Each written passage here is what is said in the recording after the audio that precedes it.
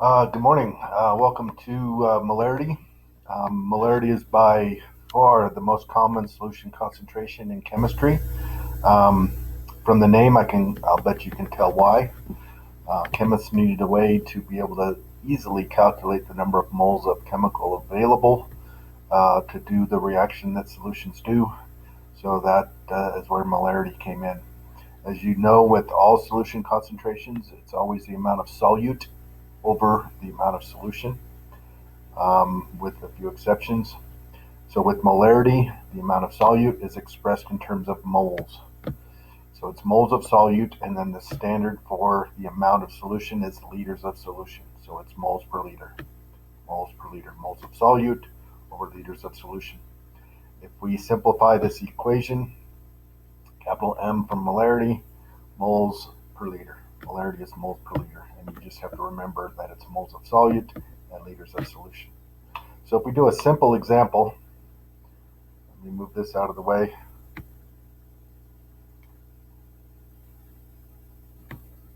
There we go.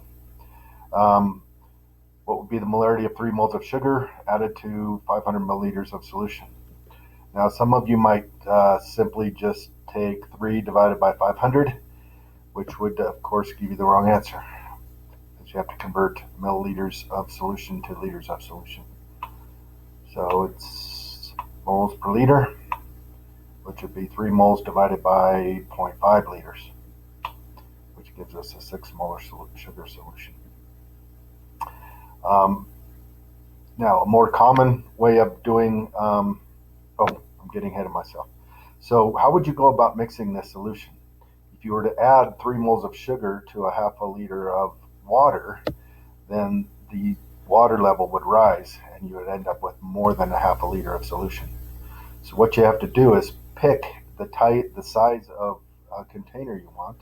You want a half a liter volumetric flask. Then you put some water in it. I usually put about half the level that I'm going to end up with. Then you add the solute, so the 3 moles of sugar.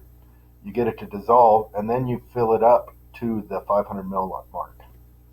That way you're sure that you have the correct amount. If you put the 500 mils of water in and then try to add the amount of sugar, it's going to overflow and you're going to end up with the wrong concentration. Okay, so pretty simple. Now, a more common way of doing these kind of problems is to figure out, okay, I know the concentration I want, I know how much I want, how many grams of sugar am I going to have to put in there to make that solution? And if you look at the molarity equation, grams aren't anywhere in there, but as you well know by now, moles is a close cousin of grams, so we just simply solve for moles and then convert the moles to grams. Okay?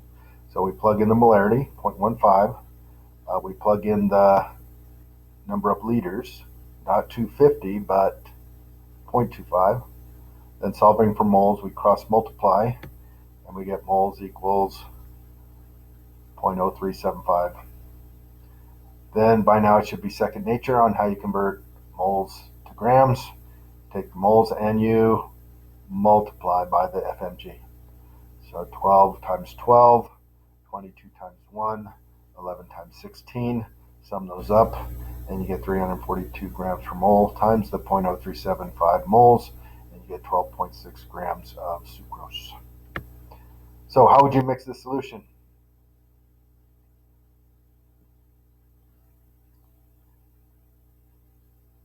Right. You grab the correct size container, fill it half full of water, add the 12 grams of sugar, then fill it up to the proper line. Now, some solutions don't come, you don't mix a solid into a liquid, they come already pre-mixed as a concentrate. And then you have to dilute the solution to the concentration that you want. So that's where this equation, M1V1 equals M2V2, where M1 is the molarity of the concentrate, volume V1 is the amount of concentrate you're going to want, M2V2 is the concentration and volume of the diluted solution.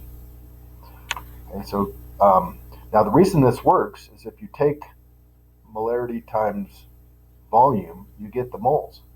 And when you have a concentrate and put some into a container and then add water to it, you're not changing the number of moles of solute. You're simply making the volume larger.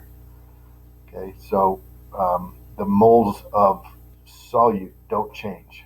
Only the molarity and volume do. Okay, so if I have a 3 molar concentrated solution of HCl, but I want 100 mils of a less concentrated solution, how would I mix the solution? Now, the first thing you want to know is, how do I know to use this equation and not this equation? Well, you look at what you're given, what you're asked to find, as with every chemistry problem, and you see you have 1 molar concentration, another molar concentration, and another volume, and you want to find a second volume. So this is my equation. So I take the 3 molar and I plug it in, and then the M2 would be the diluted molarity, and the 100 milliliters. Now you can convert this to liters, but remember we measure in milliliters, so I usually just leave it in this equation. I just leave it in milliliters.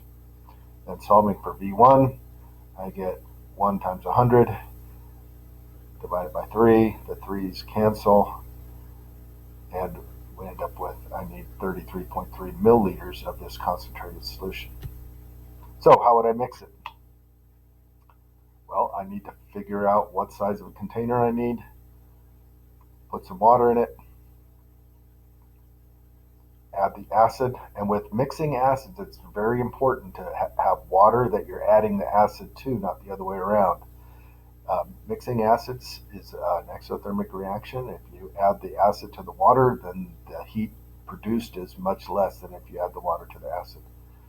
So you add the acid to the water, and then you fill up to the proper line. That way you're sure that you have the right volume of solution. Okay, so that's how you do molarity problems.